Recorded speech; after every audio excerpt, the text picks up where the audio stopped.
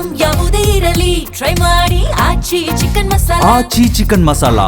ಈಗ ಮತ್ತೆ ನಾವು ತಮಿಳುನಾಡು ರಾಜಕಾರಣದಲ್ಲಿ ಏನ್ ನಡೀತಾ ಇದೆ ಹಾಗಾದ್ರೆ ಬೆಳವಣಿಗೆ ಗಮನಿಸ್ತಾ ಹೋಗೋಣ. ಕ್ಷಣ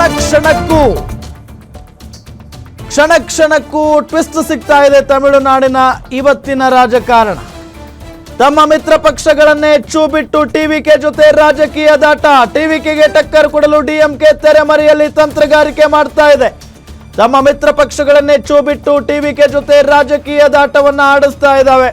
ವಿಜಯ್ಗೆ ಬೆಂಬಲ ಕೊಡ್ತೀವಿ ಅಂತ ಉಲ್ಟಾ ಹೊಡೆದಿದೆ ಈಗ IUML ಪಕ್ಷ. ಇದೀಗ ವಿಸಿಕೆ ಪಕ್ಷದಿಂದಲೂ ಟಿವಿಕೆಗೆ ಬೆಂಬಲ ಕೊಡುವ ವಿಚಾರದಲ್ಲಿ ಮೀನಾಮೇಷ ಎಣಿಸಲಾಗ್ತಾ ಇದೆ.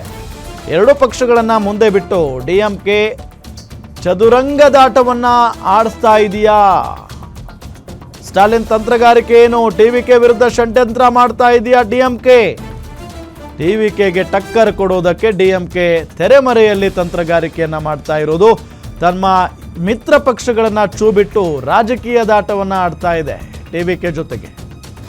ಒಂದು IUML ಮತ್ತೊಂದು ವಿಸಿಕೆ, ಈ ಎರಡೂ ಪಕ್ಷಗಳಿಂದಲೂ ಕೂಡ ಬೆಂಬಲ ಕೊಡೋದಕ್ಕೆ ಮೀನಾಮೇಷ ಎಣಿಸುವ ರೀತಿಯಾಗಿ ಆಗೋಗಿದೆ.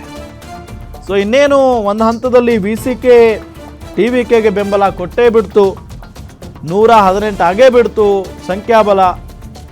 ಸೊ ಆ ನಿಟ್ಟಿನಲ್ಲಿ ಬಹುಮತ ಸಾಬೀತುಪಡಿಸ್ತಾರೆ, ಮುಖ್ಯಮಂತ್ರಿ ಆಗಿಬಿಡ್ತಾರೆ ವಿಜಯ್ ಅವರು ಅನ್ನೋ ನಿಟ್ಟಿನಲ್ಲಿನೇ ಚರ್ಚೆ ಆಯಿತು. ನೋಡಿದ್ರೆ ರಾತ್ರೋರಾತ್ರಿನೇ ಉಲ್ಟಾ IUML ಕೂಡ ಉಲ್ಟಾ ಹೊಡೆದಿದೆ. ಜೊತೆಗೆ ವಿಸಿಕೆನವರು ನಾವು ಇನ್ನೂ ಯೋಚನೆ ಮಾಡ್ತಾ ಇದ್ದೀವಿ ಅಂತ ಹೇಳ್ತಾ ಇದ್ದಾರೆ. ಅದರಲ್ಲೂ ಒಂದು DCM ಜೊತೆಗೆ ಒಂದು ಮಂತ್ರಿ ಸ್ಥಾನ ಕೇಳ್ತಾ ಇದ್ದಾರೆ ವಿಸಿಕೆ ಅವರು.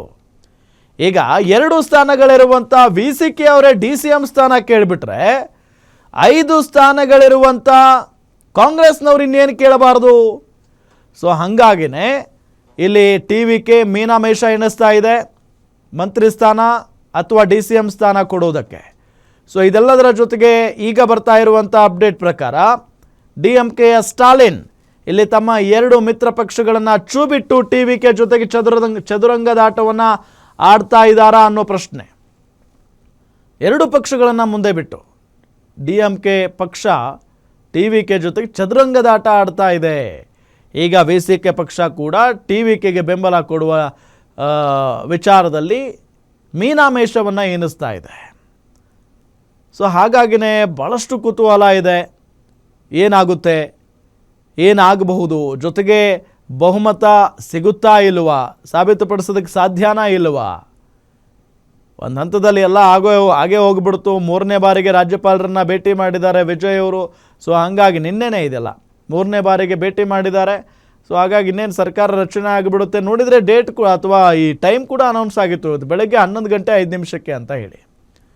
11 ಗಂಟೆ 5 ನಿಮಿಷಕ್ಕೆ ಡೇಟ್ ಕೂಡ ಅನೌನ್ಸ್ ಆಗಿತ್ತು, ಟೈಮ್ ಕೂಡ ಅನೌನ್ಸ್ ಆಗಿತ್ತು. ಸೊ ಆ ನಿಟ್ಟಿನಲ್ಲಿ ಪ್ರಮಾಣ ವಚನ ಸ್ವೀಕರಿಸ್ತಾರೆ, ಮುಖ್ಯಮಂತ್ರಿ ಆಗ್ತಾರೆ. ಇನ್ನು ಮುಂದೆ ತಮಿಳುನಾಡಿನಲ್ಲಿ ಟಿವಿಕೆ ಸರ್ಕಾರ ಅಧಿಕಾರವನ್ನು ನಡೆಸುತ್ತೆ ಅಂತ ಹೇಳಲಾಗ್ತಾ ಇತ್ತು. ನೋಡಿದರೆ ಇನ್ನೂ ಬಹುಮತ ಸಾಬೀತುಪಡಿಸೋದಕ್ಕೆ ಹೆಣಗಾಡ್ತಾ ಇದ್ದಾರೆ ವಿಜಯ್. ಇದೆಲ್ಲದರ ಜೊತೆಗೆ 2 ಪಕ್ಷಗಳನ್ನು ಮುಂದೆ ಬಿಟ್ಟು ಡಿಎಂಕೆಯ ಸ್ಟಾಲಿನ್ ಚದುರಂಗದಾಟವನ್ನು ತಂತ್ರಗಾರಿಕೆಯನ್ನು ಶುರು ಮಾಡಿದ್ದಾರೆ. ವಿಜಯ್ ಅಧಿಕಾರದ ಚುಕ್ಕಾಣಿ ಹಿಡಿಬಾರದು ಅನ್ನೋ ನಿಟ್ಟಿನಲ್ಲಿ. ಸೊ ಹಾಗಾಗಿನೇ ಏನಾಗುತ್ತೆ ಅನ್ನೋದು ಇವತ್ತು ಸ್ಪಷ್ಟವಾದಂಥ ಒಂದು ಉತ್ತರ ಅಂತೂ ಸಿಕ್ಕೇ ಸಿಗುತ್ತೆ.